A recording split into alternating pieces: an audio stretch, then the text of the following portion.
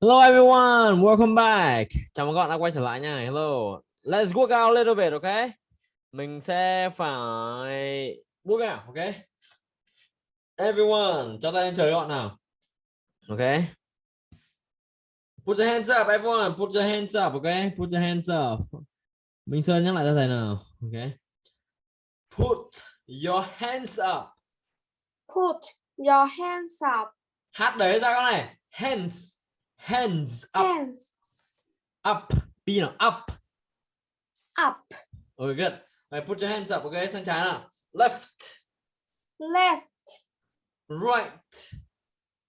right, Back. back, Front. front, Okay, good. Okay, again, okay, lại nào. Left. Good. Right. Các bạn nói thấp giọng xuống nào, hít sâu vào. Back. And front. Okay, good job. Awesome. One more time. Cộng hòa nào. Okay. Left. Right. Back. And front. Okay, one more time. Lần nào. Left. Right. Back. And front. Okay, good. Thầy sẽ hỏi Minh Chí nào. Minh Chí bật mic lên. Minh Chí, can I see your face? Minh Chí cho mặt vào giữa màn hình nào. Minh Chí. Did you do the homework? Minh Chí đã làm bài tập về nhà chưa? Bạn đã viết 20 từ vựng mới hàng ngày chưa? Minh Chí. yes, I do work. Yes, I did the homework. Yes, I did the homework. Okay, yes, I did the homework. Okay. Các bạn đã làm bài tập về nhà chưa? Các bạn comment yes, I did xem nào. Did you do the homework? Okay. Comment yes, I did nếu các bạn đã học trên phần mềm Grammar 3.1 nào. Bạn nào đã cài đặt và học hàng ngày trên đấy nào. Trung Hiếu nào, Trung Hiếu làm chưa? Did you do it? Yes. Alright, yes, I did. Okay, Yeah, yes, I did. Okay, good. Các bạn comment số 25 nào, 25. So 25 minutes spent on grammar 3.1. Các bạn dành 25 phút một ngày để đọc trên phần mềm Grammar 3.1 các bạn nhá. Comment số 25 xem nào, 25. Okay, awesome. Rất tuyệt vời. Đấy, các bạn nhớ. Phải làm bài tập về nhà mới giỏi được nhá. So you have to do the homework, okay? Good. So let's continue. Okay, mình sẽ tiếp tục các bạn nhá. Okay. Các bạn comment đi. Let's continue nào. Tiếp tục nào. Okay, let's continue. Okay, now we go to an easier part. Okay, hôm nay bây giờ mình sẽ học cái phần dễ hơn, đấy là phần phát âm và phần từ vựng. New words and pronunciation. Okay, dễ nhưng mà rất là quan trọng đó nhé. Các bạn ai thực sự muốn nói tiếng Anh chuẩn giọng nào và rất là hay, các bạn hãy comment I really want. Sau này mình đi du học nước ngoài nào và mình làm việc với người nước ngoài, tôi rất muốn nào.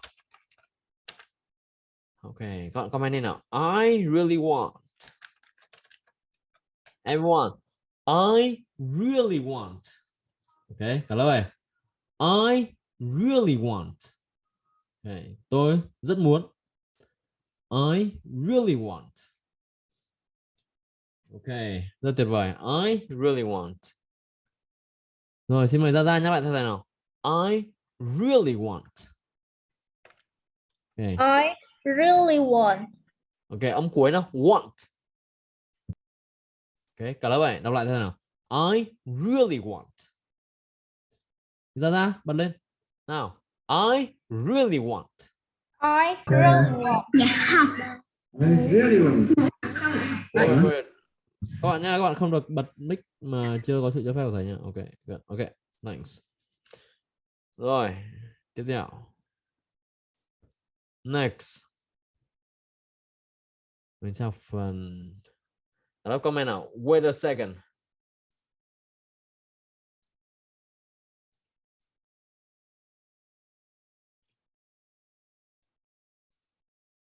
Đó, comment này. Wait a second. Okay, wait a second. Okay, lesson 5. Br sound. Okay, âm br nào.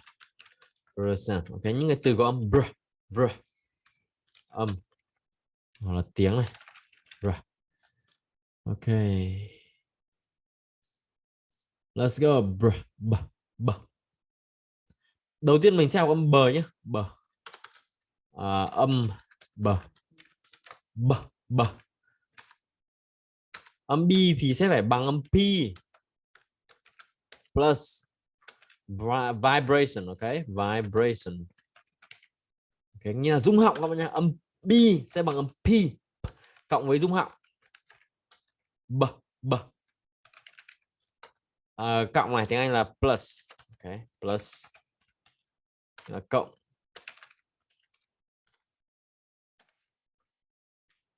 Okay. Dấu bằng ấy là equal. Okay. Bằng là equal. Bằng. Okay. B plus vibration tức là hai môi mím lại, bật hơi ra và rung họng. Âm B này cả lớp ghi này, ghi bài nào. Write down. Âm B thì hai môi này mím lại và bật hơi ra. B, b. Đồng thời rung họng các bạn nhé. Ok, nghe có vẻ phức tạp ấy. Ok, it seems complicated but really simple. Ok, nó rất đơn giản thôi. B, b, b. Cả lớp hiểu đấy nhở? Cả lớp comment là got it xem nào. Hay comment đi got it nếu mà các bạn đã hiểu. Các bạn hiểu chưa? Comment là got it. Hoặc là understood or understood means đã hiểu. Các bạn hiểu chưa? Got it. Okay. Good. Repeat out to me. Got it. Okay, or understood. Okay, good. Thank you. So, next one. Tiếp theo. Xem nha, âm R này. R ở đầu. Ở chữ cái đầu. Chữ cái này. Chữ cái tiếng Anh là letter. Chữ cái đầu. Hoặc thứ hai. Đầu thứ hai các bạn nhé. Thì phải cho môi. Môi tiếng là lips. Các bạn ghi bài nào. Write down. Lips. Nhận ra. Như kiểu đang phát âm. Âm tiếng là pronounce. Âm U. Và đẩy hơi ra. Blow air out. Okay. Đấy. Bây giờ trước khi mà có âm R nhé thì thầy lấy một số ví dụ với âm B cho bạn hiểu nhá.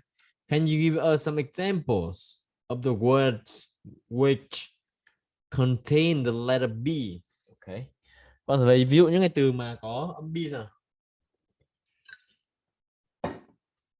Ok. Đúng rồi, Hoàng Lương là book. Việt Anh buy, ok, mua này. Book means quyển sách này. Boss, ông chủ này, đúng rồi. Duy Hiếu ball. Boss means ông chủ này. Big, basic.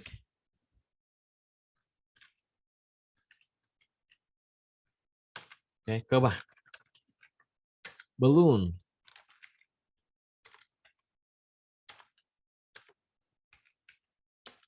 Ok. Oops, where is it? Còn lấy ví dụ tiếp nào.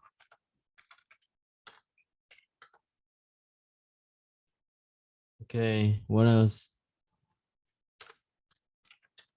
Quả bóng bay.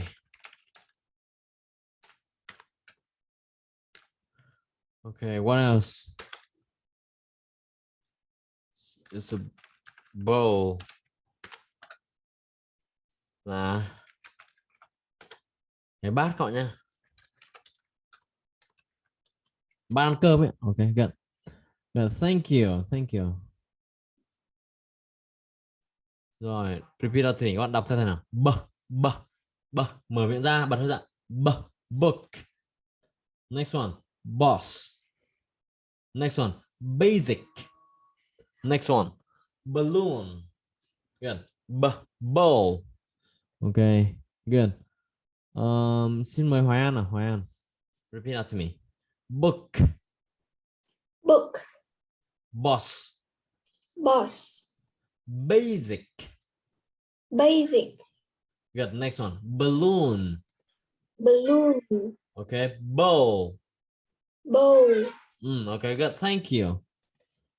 You're welcome. Welcome. Okay. Good. Okay. Âm R các bạn nhá. R. Các bạn nhắc lại thế nào? R. Okay. R. So can you give us examples of the words with the R sound in the beginning of the word? Okay. Còn thử lấy ví dụ những cái từ mà có âm R ở đầu câu xem nào. Lấy ví dụ đi.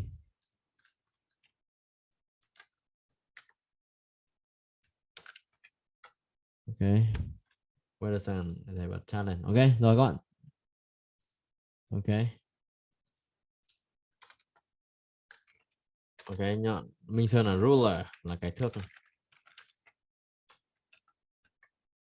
Okay, what else? Okay, ruler, một cái chữ L thôi. Okay, cái thước kẻ. Hãy tưởng tượng hình ảnh các bạn nha. The rat, con chuột này.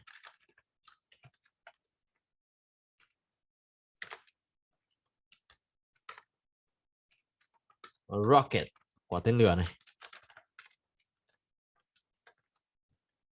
Okay, rock là viên đá, viên đá. Viên đá. What else?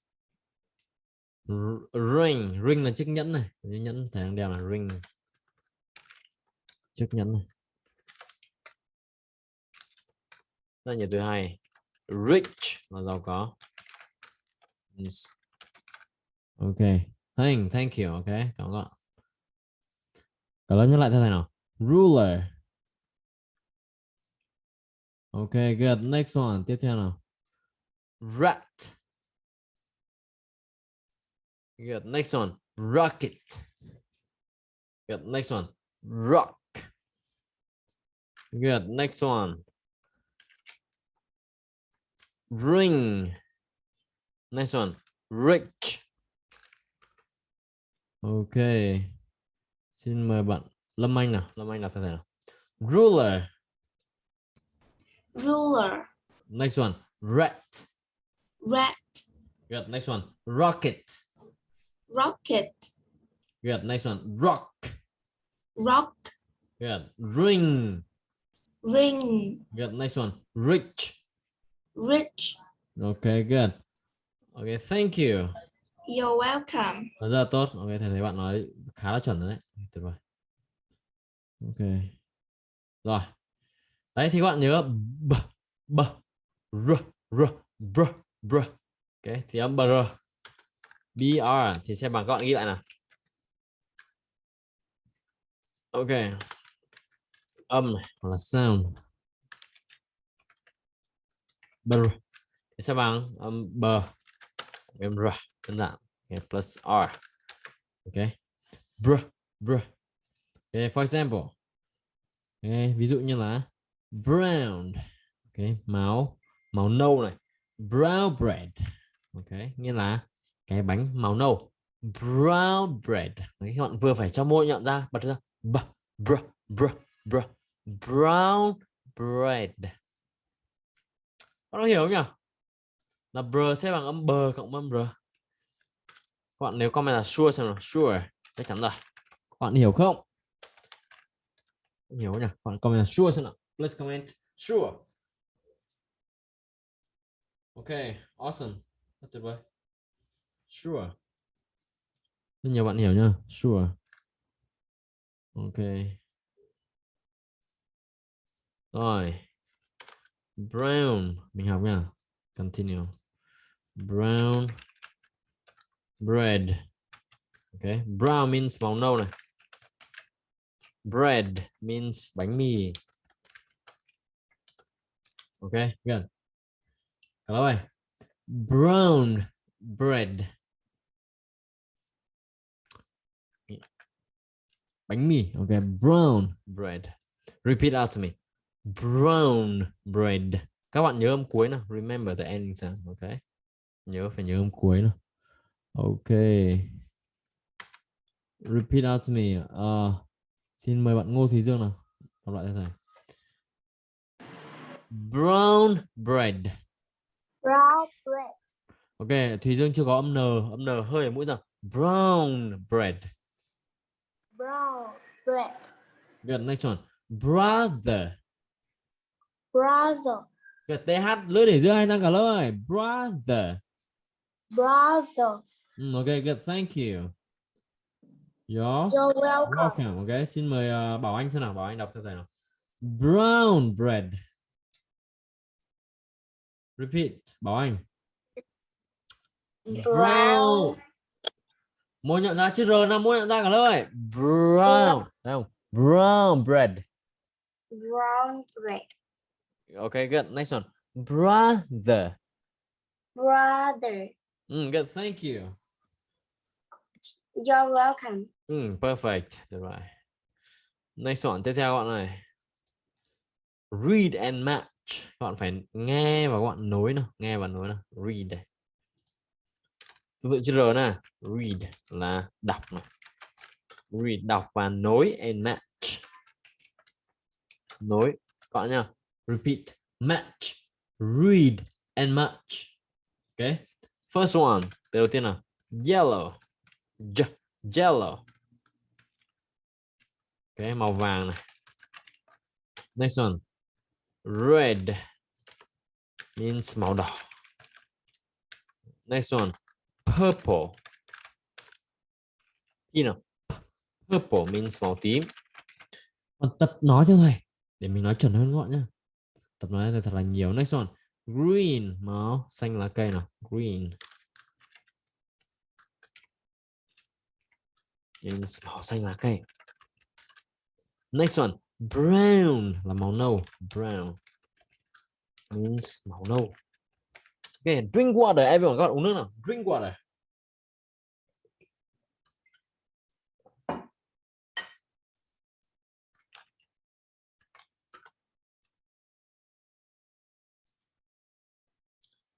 Ok. Rồi, drink water everyone, các bạn uống nước một lần nữa. Drink water. Các bạn cụng ly với thầy nào. Cheers. Các bạn ơi, cụng ly. Đây là nước nha các bạn nhé. It's water. Cheers. Cheers. Cheers. Ok. Cụng ly. Cheers nghĩa là cụng ly này. Hoặc là chúc mừng các bạn nhé. Cụng ly và chúc mừng nó có nhiều nghĩa. It has different meanings. Cheers. Okay, now repeat out to me. Các bạn nhắc lại theo thầy nào. Minh Trí nào. Lại theo thầy. Repeat. Yellow. Đọc. Hít sâu vào. Cái đó hít sâu đọc nặng hơn nào. Yellow. Yellow. J nào. Yellow. Yellow. Good. Next one. Red. Red. Good. Good job. Purple. Purple. Good. Green. Green. Good. Brown. Brown. Good. Cheers. Cheers. Good. Thank you. You're welcome. Wow, mọi người mình chỉ nói tốt hơn đấy. Tuyệt vời. Thank you. Rồi, next one. Tiếp theo các bạn nha. Next. Các bạn xong chưa nhá? Các bạn xong chưa? Các bạn comment là done xem nào các bạn, nếu các bạn đã xong. Hãy comment là done. Đã xong là already done. Còn comment đi. Already done. All từ L uốn lên nào. Already done. Ok, đã xong. Xong chưa các bạn ơi? Hãy comment đi. Already done. Ok, already done. Nghĩa đã xong. Okay, already done. Ok, good. Next one. Tiếp theo nào. Make the words. Tạo ra những cái từ. Make the words. Tạo ra. Make the words. Ok. Tạo ra những cái từ. Đó, đọc theo nào. Brother. Brother. TH. Put your tongue between your teeth. Ok. Âm TH mình để lưỡi giữa hai răng nào. Ok. Brother. Ok, good. Next one. Brown bread. Ok, good. Xin mời Hoài An xem nào. Hoài An. Repeat out to me. Brother. Brother. Good. Next one. Brown bread. Brown bread. Âm đi nặng chút. Bread. Bread. Good. Thank you. You're welcome. Okay, good. Okay. Now work out a little bit. Okay, cả lớp hay work out một chút nào. Okay, everyone. Work out. Okay. Repeat out to me, các bạn. Cho tay lên trời nào. Put your hands up, hands up. Okay, put your hands up. Hand trái nào. Left. Bạn Hương tập trung nào. Nhắc lại theo thầy nào. Left. Okay. Xin mời bạn Gia Gia nhắc lại theo thầy. Right. Right. Back. Back. Okay. Front. Front. Ok. Hiển Minh bật cam lên nha, Hiển Minh ơi. Ok, hai anh bật cam nào. Hand trái nào. Left. Hiển Minh bật mic lên nào. Right. Back. And front. Ok, awesome. One more time, một lần nữa các bạn ơi. Left. Right. Back. And front. Ok, one more time, một lần nữa nào. Left. Right. Back. And front. Ok, bạn Hương nào, bạn Hương nhắc lại theo thầy nào. Ok, lầu nữa là left. Left. F và T là các bạn này. F là răng trên cắn môi dưới, thổi ra left. Left. Good. Rồi môi ra nào. Put your lips forward. Right. Left. Right. Âm T của right. Good. Back. Right. Right. Good. Front. And front. Good. Thank you. Thank you. You're welcome. Ok. Rồi, tuyệt vời. Let's continue. Tiếp tục các bạn nha. Mình học tiếp. Ok, next one. Tiếp theo nào. Listen and read. Ok. Ok, listen and read. Mình sẽ nghe và đọc các bạn nha. Nghe và đọc nào. Listen and read. That's my brother. Đó là em trai hoặc anh trai của tôi. Okay, that's my brother. Brother means anh trai hoặc em trai các bạn nha. Brother. Nhìn trong trường hợp này thì là anh trai, bạn này lớn hơn thì là anh trai các bạn nha. Who brings, người mang. Who brings me brown bread. Okay. For breakfast, cho bữa sáng. For breakfast. Okay. That's my brother. Okay. Đó là my means của tôi. Okay. Brother, anh trai hoặc em trai các bạn nhé. Thì trong hợp là anh trai. Anh trai. Đó là anh trai của tôi. That's my brother. That's my brother. Who brings. Who means người mà này. Mang, brings. Mang tôi. Brown là nâu. Bread means bánh mì. For breakfast, ok, cho bữa sáng. Ok, thì ngữ điệu mình xuống các bạn nhé. For breakfast. Cho bữa sáng. Cho. Ok, cả lớp này. That's my brother. That's my brother. Who brings me brown bread for breakfast. Ok, repeat out to me. Tiếng Đức nào, nhắc lại thế này. That's my brother. That's my brother. Ok, cả lớp này. Muốn nhận là brother. Brother. Who brings me. Home brings me. Brings. Okay, I see. Brings me. Brings me. Brown bread. Brown bread. Okay, good. Thank you. No welcome. Oh, okay, good. Okay, brown bread for breakfast. Okay, thêm một chút. Good. Okay, next one. Tiếp theo các bạn nha. Tiếp theo. Okay, complete the sentences. Okay, nghĩa là hoàn thành những câu. Complete là hoàn thành các bạn nha. Complete means hoàn thành. Các bạn này, complete P nào. Complete the sentences. Okay. I like brown bread. Tôi thích bánh mì. No. I like brown bread. Là that is my brother. Đây là em trai của tôi, hoặc là đây là anh trai của tôi. Tôi thích brown means no này, bánh mì. Okay, that is my brother. Em có thể that is my brother. Okay, mình xuống được. That is my brother. I like brown bread. Brown bread. Xuống giọng này. Đó là em trai hoặc là anh trai các bạn nhé. Ok, good. Đó, nhắc lại thế nào? I like brown bread. Next one. That is my brother. My brother. Ok. Thầy xin mời Khánh Linh nào đọc lại thế này nào. I like brown bread. I like brown bread. Ok, âm K ở cuối nào, các âm cuối Khánh Linh đọc rõ nào. I like brown bread. I like brown bread. Good. Next one. That is my brother. That is my brother. Good. Okay, thank you. You're welcome. Okay, good. Let's talk. Nào cùng nói nào. Talk. Means nói này. I have brown bread for breakfast. Okay, tôi có bánh mì nâu cho bữa sáng. I have brown bread for breakfast. Okay.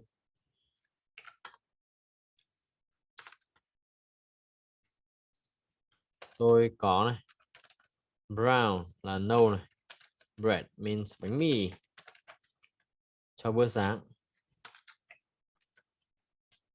Ok. Tôi có bánh mì nâu cho bữa sáng. Cả lớp này nhắc lại thế nào. I have brown bread for breakfast. Okay. Tôi có bánh mì nâu cho bữa sáng. I have brown bread for breakfast. Okay, repeat out to me. Xin mời Minh Sơn đọc lại thế này. Repeat out to me. I have brown bread. I have brown bread. Brown âm cuối nào Minh Sơn này. Brown bread. Brown bread. For breakfast. For breakfast. Okay, good. Again, for breakfast. For breakfast. Good. Okay, thank you. You're welcome. You're welcome. Okay, good. Okay, so that's it. Okay, cả lớp comment nào. That's it. Okay, hết rồi. Phần này là hết nha. Mình sẽ nghỉ giải lao tiếp. Okay, that's it. Hết rồi. That's it. Cả lớp comment này. Let's comment. Okay, hết rồi. Okay, that's it. Okay, that's it.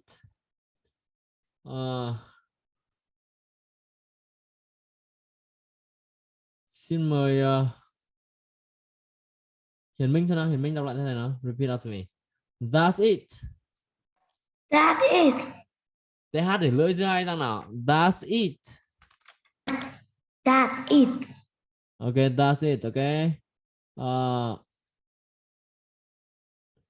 Khánh Ngọc xem nào. Khánh Ngọc đọc lại thế này nào. Repeat out to me. I have brown bread. Thầy chị con không bật. Okay. Repeat out to me. I have brown bread. Okay. Khánh Ngọc đọc lại thế nào. I have brown bread. Okay. One more time.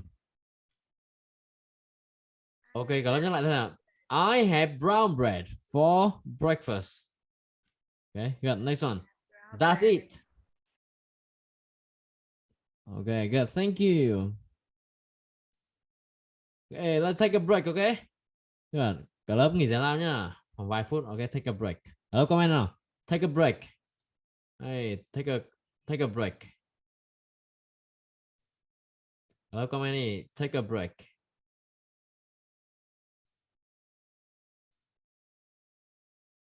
Ok, gần.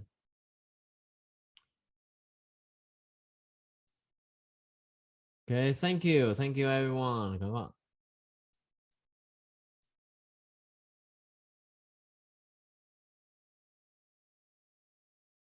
Chúc mừng bạn đã xem hết video cùng với Tùng Trần. Để không bỏ lỡ những video tiếp theo, hãy bấm vào nút đăng ký hình tròn ở trước màn hình, hoặc có thể xem những video tiếp theo ở bên tay trái hoặc bên tay phải.